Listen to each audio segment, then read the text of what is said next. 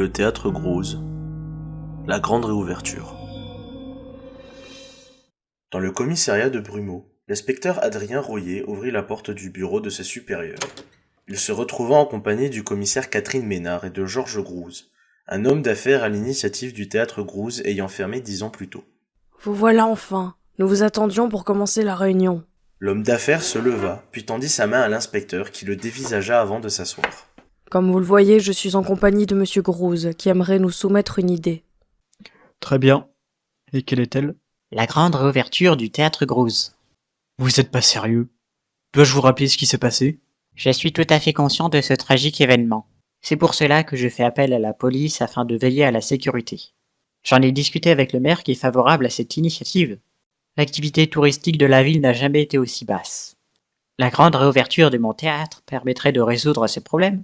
Je suis d'accord avec les propos de Monsieur Grouz. Et qu'est-ce que je viens foutre là? Parce que visiblement vous semblez pas avoir besoin de mon avis.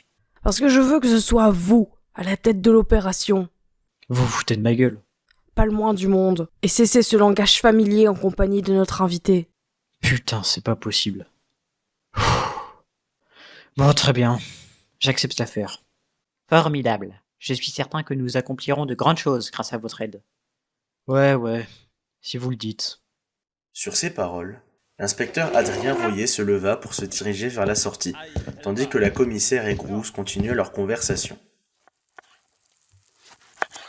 Chez lui, Adrien Royer faisait la cuisine, quand soudain, son fils Louis rentra dans l'appartement. Salut! Salut fiston. Va mettre la table. On va manger. Ça s'est bien passé le boulot? Pas top. Ma patronne m'a mis à la sécurité de la rénovation du théâtre Grouz. Sérieux? Ça fait depuis mes 7 ans qu'on n'y est pas allé. Ça veut dire que je pourrais y retourner? Adrien regarda son fils, surpris et attristé de ce qu'il venait de dire, avant de reprendre ses esprits. T'excite pas trop. Si ça fait depuis plusieurs années que personne n'ose y retourner, il y a bien une raison. Ça m'étonnerait que cette rénovation change quelque chose. La réputation n'a pas changé en 10 ans. Louis finit son assiette et se leva de sa chaise. Tu vas où? Je vais dans ma chambre. La journée de cours m'a épuisé. Ok, bonne nuit fiston. Je t'aime.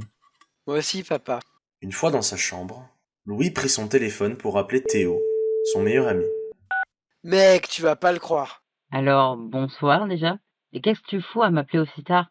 T'as encore pas fait tes devoirs de maths. Mais non, le théâtre Grosse va rouvrir. C'est notre dernière chance de voir l'intérieur. T'es chaud? Quoi? Sérieux? Ouais, c'est mon père à la sécu. Génial. On se retrouve demain à minuit? Je prépare mes affaires. Ok, à plus. Théo raccrocha, puis se mit à préparer ses affaires quand sa sœur jumelle, Julie, remarqua ce qu'il faisait. Tu fais quoi là? Rien, pourquoi? Répondit Théo, paniqué. Ok, dans ce cas, tu vois pas d'inconvénient à ce que je dise ce que tu es en train de faire? Ok.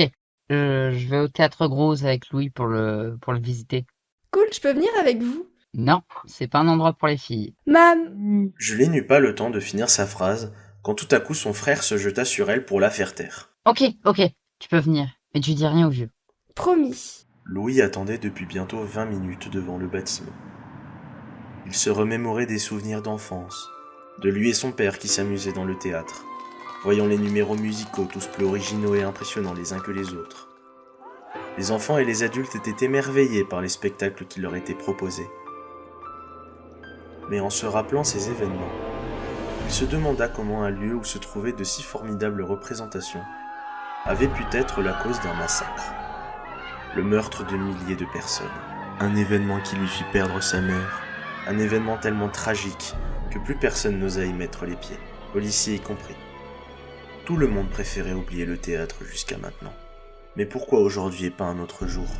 Les réflexions de Louis furent interrompues par l'arrivée de Théo et de sa sœur Julie. Toujours aussi ponctuel à ce que je vois. Attends, qu'est-ce qu'elle fout là? Salut, ça va? J'avais pas le choix de la prendre. Titre! Bon, tant pis. T'as ton sac? Ouais, on a tout. Répondit Théo, tandis que sa sœur montrait le bagage. Les trois jeunes se dirigèrent vers le bâtiment. Se tenait face à eux un immense édifice pouvant accueillir des milliers de personnes. Ils essayèrent de rentrer avant de se rendre compte qu'il était fermé. Cet avertissement ne découragea pas les jeunes téméraires. C'est pourquoi Julie sortit un pied de biche du sac et enfonça la porte. L'odeur de la bâtisse était horrible. Un mélange de putréfaction, de vieilles demeures en ruine et une émanation métallique dans l'air, qui à maintes reprises leur causa des nausées et rendit la respiration difficile. L'odeur était tellement insoutenable qu'ils furent obligés de se confectionner des masques de fortune avec leurs vêtements. Ils avaient du mal à se déplacer à cause des débris qui bloquaient leur passage et d'une grande quantité d'eau qui ralentissait leur progression. Au bout de quelque temps, ils sortirent leur lampe torche pour y voir plus clair. La vision qui leur était offerte fut atroce. Se trouvait dans ces lieux un charnier de cadavres qui baignaient dans un mélange d'eau et de sang, ce qui fit crier les adolescents. Oh putain de merde. Je crois que je vais... Prononça Louis avant de retenir un vomissement et de perdre l'équilibre, ce qui le força à se rattraper sur le comptoir. Ça va, mec? Demanda Théo, essoufflé avant de déglutir. Ouais, j'ai juste besoin de repos. Redouilla Louis en reprenant son souffle. C'est quoi cette merde? Pourquoi ils ont pas été évacués? Constata Julie avant de manquer de vomir. Elle commença à avoir la tête qui tourne à cause de l'odeur et fit le plus vite possible la vue des cadavres pour ne pas empirer son état. Les gars, je me sens vraiment pas bien. Faut qu'on se casse d'ici. Je suis d'accord avec Louis. On n'aurait jamais dû y aller. Sur ces paroles, les trois aventuriers se dirigèrent vers la sortie, avant de s'apercevoir qu'elle était fermée. Ils avaient beau tenter de défoncer la porte, rien n'y faisait. Fais chier! Appelle ton père! Louis s'exécuta, mais l'infrastructure en béton empêcha le réseau de circuler. Ça marche pas. Faut qu'on trouve une autre issue. Suggéra Louis en reprenant son souffle. Les trois jeunes se séparèrent pour fouiller les lieux en recherche d'un autre moyen de sortie. Louis était resté à l'entrée, au niveau du comptoir, afin de trouver des informations dans la base de données numérique du bâtiment. Malheureusement, il n'y avait plus d'électricité depuis longtemps.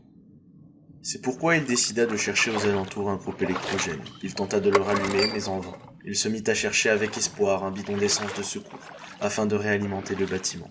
Pendant ce temps-là, la curiosité de Théo le poussa à examiner les corps dans les gradins. Les sièges étaient en piteux état et de couleur rougeâtre. Il ne savait pas si c'était leur couleur naturelle ou celle du sang des victimes.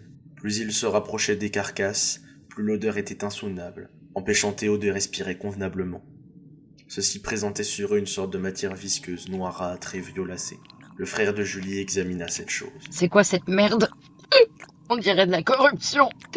Putain, ça schlingue. Gémit Théo, en ayant des difficultés à respirer. Il déglutissait et était sujet aux nausées à cause de l'odeur fétide qui se dégageait de cette substance. Il s'éloignait du corps par dégoût et par peur avant d'examiner les autres.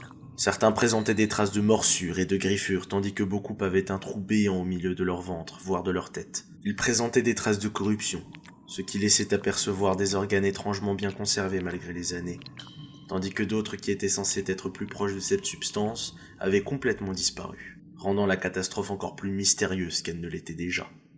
La dernière, Julie, s'était dirigée dans l'arrière-salle du théâtre afin de fuir les corps. Sa supposition fut juste, aucun cadavre n'y était présent. Toutes les victimes ayant décidé de fuir vers la sortie durant le massacre. Quelle ne fut pas sa surprise en voyant qu'une porte avait été condamnée. Un seau émettant une lumière jaunâtre se dégageait de cette dernière. La lueur s'amenuisit avec le temps avant de disparaître entièrement. Julie, intriguée, décida de s'y diriger et essaya de l'ouvrir en vain. Après cela, elle sortit un pied de biche de son sac. Soudain, les lumières s'allumèrent, ce qui fit sursauter la jeune fille. Elle continua son travail avant d'enfin réussir à enfoncer la porte, ce qui laissa passer une grande quantité d'eau qui se dispersa en plusieurs flaques dans la pièce qu'elle venait d'ouvrir. L'espace qui se présentait face à elle était un sous-sol. Sur les murs, de la corruption brillait avant de s'éteindre. Ceci ne la ravisait pas à explorer les lieux. Cet endroit était un tunnel de roches. Plus elle avançait, plus la corruption et cette odeur de putréfaction étaient fortes, ce qui la fit vomir et perdre l'équilibre à maintes reprises. Malgré cela, elle continua son chemin déterminé. Durant son trajet, elle vit une grande quantité de statues de pierre brisées, semblant représenter d'immenses et massifs golems tenant une longue épée. Ce tunnel mena vers une grotte, enfonça une statue de carcouille brisée, un grand étang et un petit îlot au milieu de celui-ci. Julie continua son exploration et trébucha sur un vieux grimoire. Elle se cogna la jambe dans sa chute, puis la massa afin de calmer la douleur. Elle prit ensuite le livre sur lequel elle avait trébuché. De Sémisso Dev ou lié? C'est quoi ce truc? N'arrivant pas à discerner le moindre mot, elle regarda aux alentours. La fille vit une bourse en tissu, visiblement très ancienne, contenant une grande quantité de pièces d'or et d'argent, marquées d'une plume. Elle continua de regarder autour d'elle lorsqu'elle fut surprise par le squelette d'un homme tenant un autre livre, ce qui la poussa à lâcher le sien. Ah putain, mais qu'est-ce que je fais là? Qu'est-ce que je fais là? Qu'est-ce que je fais là? Se répéta sans cesse la jeune fille.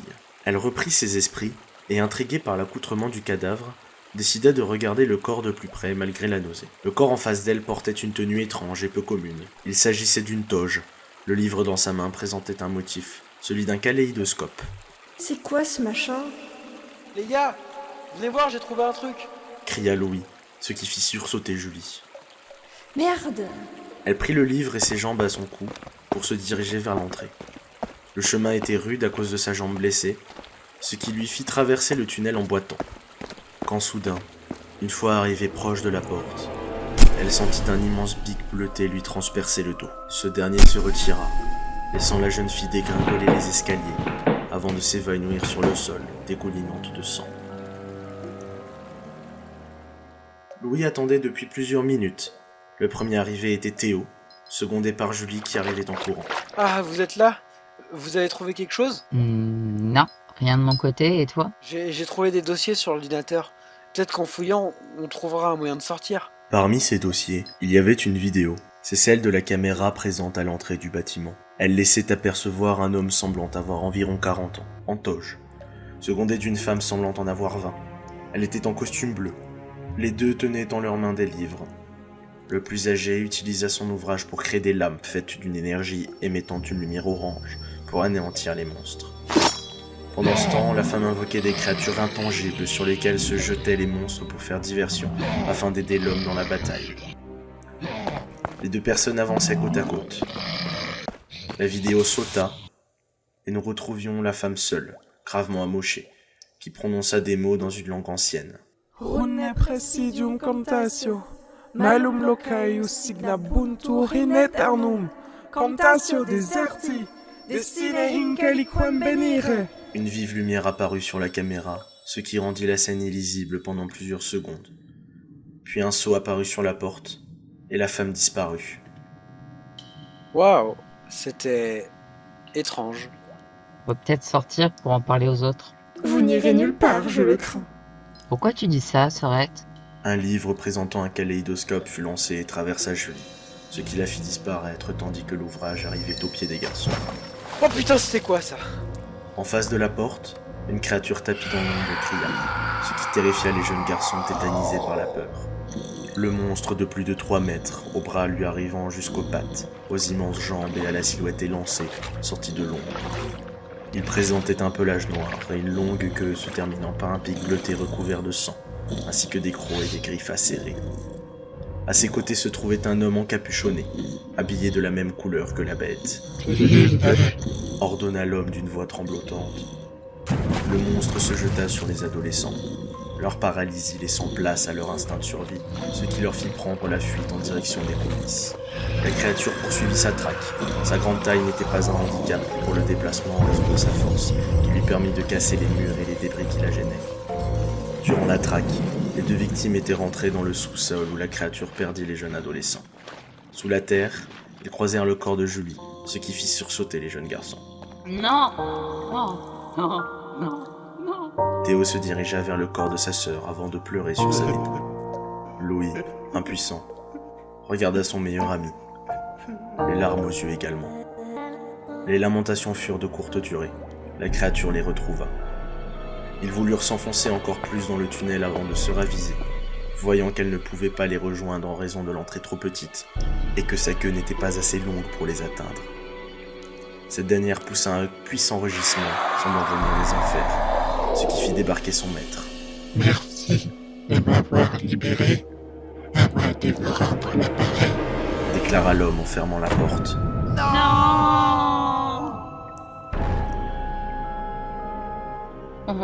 On va mourir ici. Personne ne nous retrouvera. Murmura Théo en sanglotant. Je suis désolé. Tout est de ma faute. Confessa Louis, avant de pleurer dans les bras de son ami.